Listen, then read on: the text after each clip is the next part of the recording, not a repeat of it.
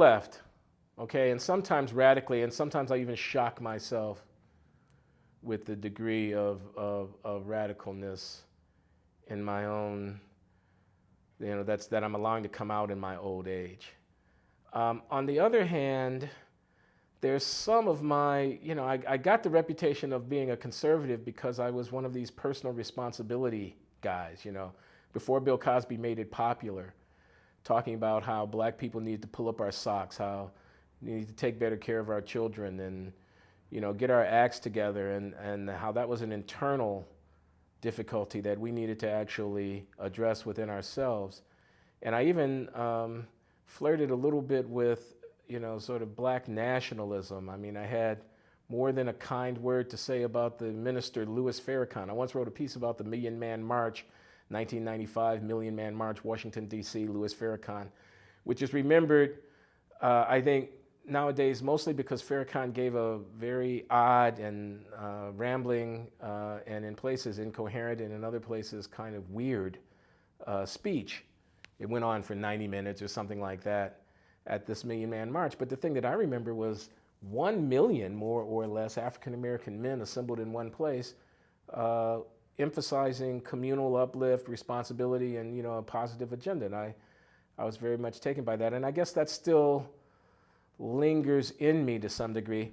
I also have this anti-political correctness thing that's a part of my persona. I mean, I just haven't drunk anybody's Kool-Aid, you know what I mean? I mean, I just can't go with the flow. I mean, when Chris Matthews thinks Obama is great, that's when I start saying, okay, let me take another look at this Obama. You know what I mean? Because this is, so I just can't, and therefore I may be hard to pigeonhole because I'm going to be on, the contrarian side or whatever the thing might be. I think the war on terror is horrible. I hated what the Bush administration was doing. On the other hand, I didn't think that we should criminalize those policy differences by going after these people after the fact. And I thought that all that bandwagon stuff about how Eric Holder ought to, let's prosecute him and let's indict Bush and Cheney, and how I thought it was crazy and irresponsible. I'm likely to say something like that. And the one thing that I want to say is that the progressive forces in our country, including those in the press, I don't think do the cause any good by not reporting with brutal, critical candor and scrutiny on this administration every bit as much as they would do on any other administration. Now, I hope that in the fullness of time, we're only 9 months into this, 8 months into this, I will be proven wrong about this, but I have detected from time to time a reticence and a kind of, as if the campaign were still going on, and we all kind of know that people who are covering campaigns in the press develop allegiances, and that colors the way in which they do their reporting. I don't think that's disputable. I think there's plenty of evidence to that effect on all sides. But the campaign is long since over, and we really need a hard-hitting, critical press. I mean, I see elements of it, but I don't see it to its full extent. I'm talking about, for example, on these questions of war and peace. I don't take it as a given at all that we need to be doubling down in Afghanistan. I don't take that as a given at all. That's the direction in which the president is going. I want hard-hitting, critical assessment of that from the liberal and progressive media. Not merely he's our guy, we got to protect him kind of reaction that is somehow what I feel like I'm getting. For my little small part in my little corner of the public policy world, and I write about race and affirmative action and racial discrimination and domestic policy and prisons and all this kind of thing.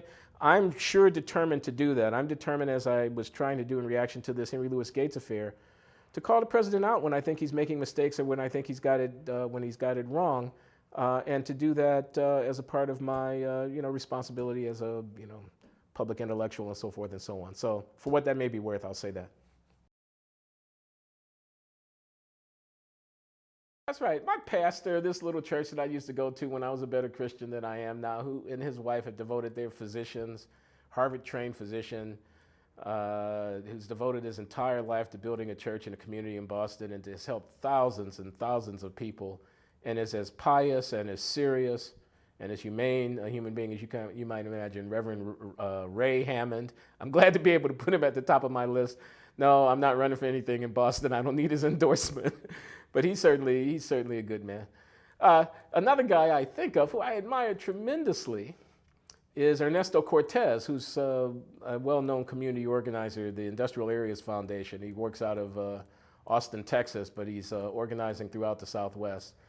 And I've known him for 25 years, and I tell you that these community organizers in some of these places, you know, in New Orleans and in Houston and San Antonio and LA, various cities around the Southwest, I've had a chance to interact with them down in the Rio Grande Valley, you know, with the Mexican immigrant population and stuff like that, organizing. I've been to, you know, Holiday Inns at the airport, and 500 people wearing the same T-shirt have been jumping up and down inside an auditorium talking about they were going to get a community college education so they could run one of these MRI machines at the hospital or something like that. They were talking about, we want $25 an hour jobs, not minimum wage jobs, and we're prepared to, you know, I just see, not to go on too long about it, but here's a guy who is spending his life, he's an intellectual. This is Ernesto Cortez, the organizer.